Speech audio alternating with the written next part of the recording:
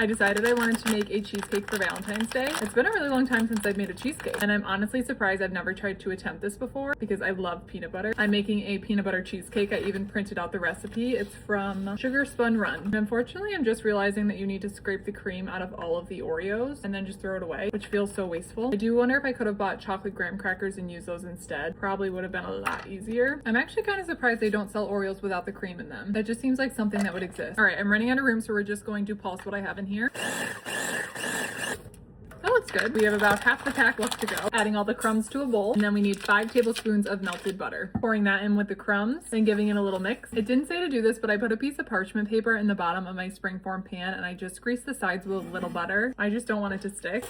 Then I'm using my measuring cup to carefully spread out the crust. And it says to get it as far up the sides as I can. Okay, I think that looks pretty good. We're just gonna set it aside. I'm gonna let my KitchenAid do the work for this part. I need 3 bricks of cream cheese, and they do need to be softened to room temperature.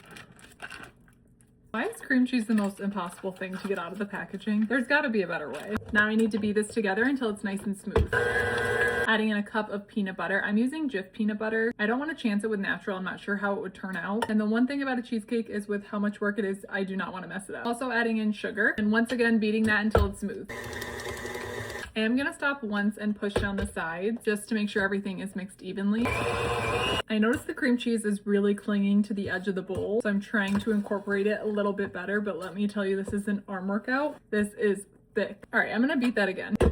That's looking a lot better. Adding in sour cream. I'm unclear if Greek yogurt would have been a fine substitute, so I did buy sour cream just in case. Again, we are taking no chances. And it calls for 2 teaspoons of vanilla, which I just eyeballed. Guess I did take a chance there.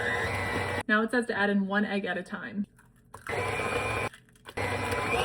For that last one, I'm just gonna push down the sides again before I mix. Last, we just need a little bit of heavy cream. Just 2 tablespoons. Now I'm gonna hand stir it just to make sure everything's really incorporated.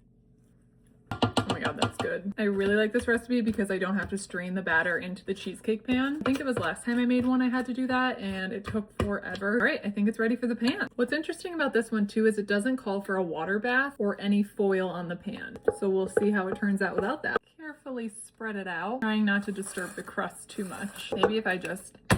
Oh, that definitely disturbed the crust. Switching tools. All right, I think this is ready to go in the oven, and I will see you in 50 minutes. Oh my god, this smells incredible. Let's give it a little jiggle test.